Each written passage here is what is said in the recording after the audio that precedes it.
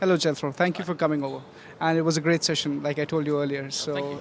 Really enjoyed it. I enjoyed the discussion as well. So before we move on, just wanted to check with you, this being our debut in Sydney, the CMS Asia, how did you find the event so far, and do you think it adds value to the local ecosystem? Oh, absolutely. I think one of the things that came out of the session that we were just in is that content is such a driving force for our engagement with our customers, and there's a groundswell of opinion that says that it's going to be where we should be spending more and more and more of our marketing budget. So some of the topics of conversation around engagement and measurement are absolutely critical to enabling marketers to go back to their organizations and say, we need to be doing this.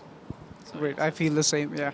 So, picking up from your the talk a while ago, the panel discussion, do you think publishers, now that brands have taken over the whole content marketing realm, more or less, do you think traditional publishers have a thing or two to learn from the brands?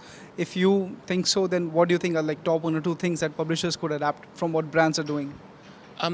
To be honest, whilst brands have taken a lot of strides forward in terms of content marketing, and we are all much better at communicating our story and saying the right thing to the right people at the right time every time, publishers still lead in that space. They have longevity and they have a singularity of purpose that brands and myself in my role and others in my role don't have. We have challenges that extend outside of content creation and customer engagement. We also have lead generation and sales performance, and we have infrastructure challenges and technology and so on that a publisher doesn't have. I would still say that our publishers are best in class.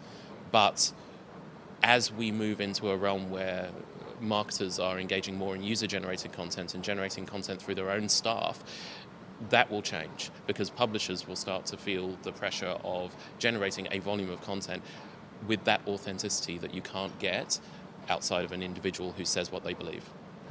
I think that's a very good answer what you just said. Great. So let's part with one more question. There are a lot of people who would be watching this video that we are making right now. Would you have any advice for people at the early stage of their careers, especially marketers and content marketers per se? Like, let me further tighten this for you. One thing that you wish you knew all those years ago when you started out. I would just be open-minded and adaptable. I think in terms of one thing I wish I knew, there are so many things I wish I knew, but the pace of change in technology and the pace of change that's driven technological change in consumer behavior and their expectations, that changes every day. There are some channels that we see as critical now, Instagram, for example, that didn't exist less than halfway through my career. Literally just wasn't there. So be adaptable, be flexible. It's going to change, and the reason it changes is because the people you want to talk to are there, and they're driving the change. So be ready for that. Thanks a lot.